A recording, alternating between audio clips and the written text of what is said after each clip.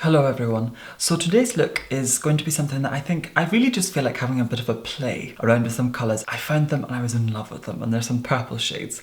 Some of them are very matte, some of them are very sparkly and metallic. As I need to be cheered up a little bit. It's summer currently in London and it has been very sunny and very hot, of course, which is very depressing. Sunlight is very depressing. So I need something that will cheer me up, and I'm going to do a look with purples today. Now I've already applied my base and eyebrows. For base I use my current go-to foundation, which is the Kat Von D Lock-It foundation, and for concealer I used a Derma colour concealer. For eyebrows I used Omega by MAC and a little bit of Brun. I just took the Brun through in little hair motions. Now purples are slightly difficult to blend, and as I am feeling like doing something with purples today, I want to go in with taupe shade first of all, just to create a transition colour before I go in with my purple transition colour. So I'm taking MAC's Omega on a 217 and I'm just going to brush that through the socket. I just want to create something that's quite sculpted with the Omega first of all. And I'm just taking that up over the brow slightly. I'm taking it slightly down underneath just so that the two link up together. Then I'm softening the edges on a Zova 228 brush in sort of swirly motions. So that is my transition colour applied and blended through. It's just a light layer of the Omega through the socket, just to sculpt the eye, but also prepare us for the purples. So the first purple that I would like to go in with is this shade called CanCan by Illamasqua, and it's this very pastely pale colour. And I'm actually going to use this as a transition colour, and I'm applying that on a Zova 227 brush. And I'm just going to pack it into the crease first of all, and just begin to sculpt it round. Now purple can be a slightly tricky shade to blend and to get it blended well. So I'm just going back in with a 217 with a little bit of the Omega on it, just to continue to blend that through. So purple is one of these sort of really difficult colours to blend. It's especially the pastel shades. So you have to build up in layers more than anything. So that's the CanCan applied, a rather humorous name for a rather humorous colour. Then I'm going to go in with a darker Illamasqua shade. This one's also a purple and it's also matte, very matte. And this one is called Inception. And I'm taking that through the socket and starting to slowly sculpt in the socket. I'm taking it quite far into the inner corner and I'm going to pack it onto the eye at the outer corner. Then I'm going to apply MAC Cosmetics eyeshadow in the shade Sketch, which is this dark browny purple colour. I'm going to apply that on an Inglot pencil brush very carefully to the socket, just to create definition, as I think a black would have been a little bit too severe. And I'm not really taking it into the inner corner, just taking it sort of halfway in, and of course packing it on at the outer corner. I'm taking it slightly underneath the eye, just ever so slightly. And then I'm just packing the colour on just ever so slightly with a Zova 227 brush, but almost blending it in rather than applying it on. So blending in more colour gradually, just to build it up. As you can see, it slowly starts to create more definition, sweeping it out slightly. As we've gone for a very elongated eye today, I've decided I'm going to take that into the inner corner a little bit. So as you can see, it really starts to take shape then. And I'm just going back in with that clean MAC 217 with a little bit of the Omega on it, just to clean up and blend in a little bit. And I've really started to build up the layers of the sketch. So I've buffed in that sketch quite a bit, made it quite full on. I love it. It's such a versatile colour, this sketch. I absolutely adore it. It's marvellous. So I've really buffed that colour into the socket and really built up the definition and the depth of the eye. Now I'm going to apply this Illamasqua cream pigment in the shade Depraved on a MAC 213 to the lower lash line. It's a rather depraved name for a cream pigment. This product's great because it's a cream, and I'm just going to apply it just underneath the eye and start to smudge it in quite a bit. Then taking a Zova 223 brush, which is synthetic, which is perfect for blending creams, I'm just going to start to blend that a little bit. And this will provide a slight base for when we go in with additional eyeshadow. And I'm taking it right into the inner corner, and then I'm just taking it on a concealer brush and applying that to the lid, because I'm going to be packing on an eyeshadow on top of that that's quite bright. But I want this to serve as a base first of all. And you can really cut a crease in with that, but I want it to remain quite smooth. So that's now applied, and it doesn't necessarily need to be too neat because I'm going to be going in with another colour on top of that. And this is by Fashionista, and it's this beautiful sort of metallic-y purple shade. Now I believe this has been discontinued sadly, and I don't actually have the name of it, but there are many, many similar shades to this one. And I'm just going to pat that onto the lid first of all. I really want to create a very opaque layer of that, so I'm building up. So it's appearing a little bit more blue once applied.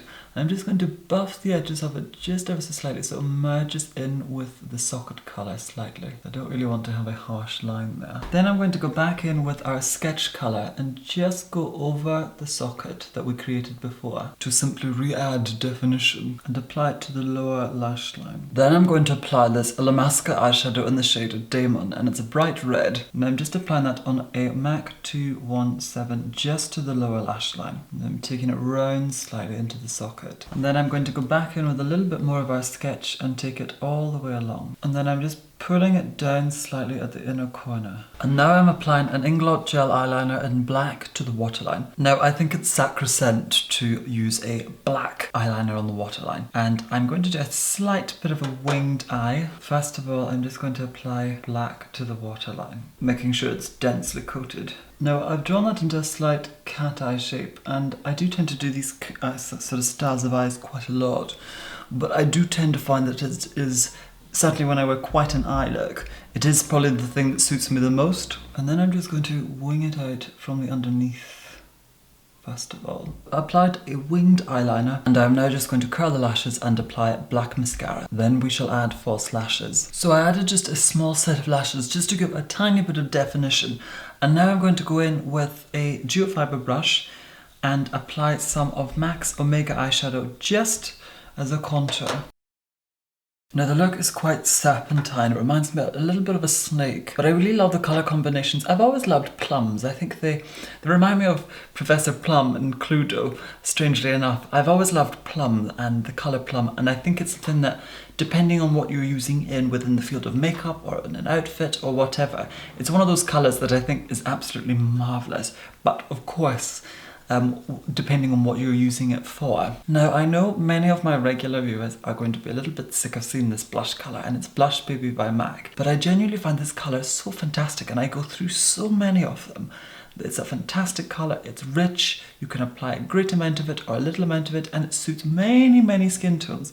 So I just apply a tiny bit of that, and I just sort of brush it upward from the contour and merge it slightly quite high onto the cheek, but not too much. And I don't usually swirl product as much as I'm doing now, because it can really disturb the base that you've applied, especially if you've applied quite a heavy base as I have, and then set it through with loose powder. It can really disturb the base when you apply blush quite heavily, but because I'm using a duo fibre brush, it is a lot more forgiving upon the pre-applied base that you might have applied. One quick tip that I will give: if you've applied too much blush, sometimes by going back in with the brush that you use to apply your powder with, that might have a remainder of the powder, whether that be loose or pressed, and you just press that on top of the blush. It just reduces its severity ever so slightly. So that's a great technique and tip for correcting any little mistakes. For cheeks, I'm going to use Illamasqua's eyeshadow in the shade Cascade, and it's this beautiful blue iridescent colour, and I'm going to apply a liberal amount of that.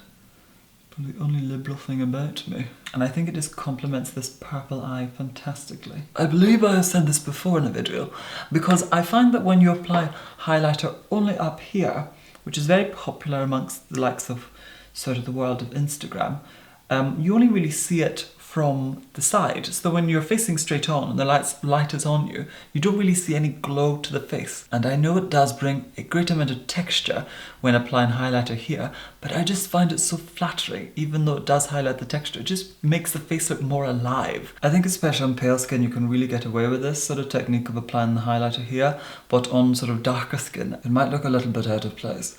Now just to bring everything together, I apply that just to the forehead in a very sheer amount, and quite a bit just at the top of my nose, where it's slightly indented due to the fact I have a brow bone that's quite protrusive. And then I just dust whatever's left on the brush throughout the rest of the face, just so that it all looks consistent. Then I'm going to apply a little bit of that Cascade shade just to the underneath of the brow, as our highlighter colour. Now for lips, I think we'll play it safe and I'll go for a nude. I think we've been liberal enough with the rest of the look. I think we shall go for a colour more reserved, so I think a nude will be perfect for that. But I'm going to go in with MAC's lip liner in the shade Subculture, because I want to go for quite a light nude. And this pencil is quite pale. Usually I go for Spice, but it's too dark. And I actually quite like my natural lip colour. It's really, really hard to find a lipstick or a lip liner that is exactly like it, so I do tend to have to compromise or make a custom blend, depending on what I feel like. But I'm just going to correct the shape of the lips and overdraw them slightly, just to bring everything into balance. So with the lips nicely overlined, I'm now going to go in with this lipstick by SuperCover in the shade Natural, and just applying it liberally to the lips. And then I'm going to go in with a tiny bit of this Beauty UK lipstick, which is a lot paler, in the shade Chelsea. So that more or less completes the look. I actually allowed the lipstick to weather ever so slightly. What I mean by weather is after you've applied lipstick, sometimes it can look a bit thick, even if you blot it off. But sometimes having something to eat straight afterwards, it just almost reduces the lipstick ever so slightly without removing it completely. It just looks weathered rather than worn. But I've added a slight zhoosh to the hair, as I call it, just made it a little bit bigger. I do tend to have slightly finer, flatter, thinner hair, so I do like to add a bit more volume to it, especially with a look like this. I really enjoyed creating this look. It was a lot of fun to play with these colours again, and purple is also a colour that requires quite a bit of skill and understanding to get it to look just right. And I actually quite like this look with slightly smaller lashes. I think when you do a lot of crease work or sort of work on the eyelid and you apply very, very thick, big lashes, it almost defeats the purpose of all that crease work, because you would only see it when your eyes are closed. So I do like to apply a lash that's slightly on the smaller side, and of course I have hooded eyes, so you don't really see much of the crease anyway unless the eye is closed. As I said, I very much enjoyed creating this look. It was interesting to play with colour. I hope you found this either interesting, useful, entertaining, or helpful, or beneficial in some way. But once again, thank you so much for watching, and of course, take care of yourself. Bye bye!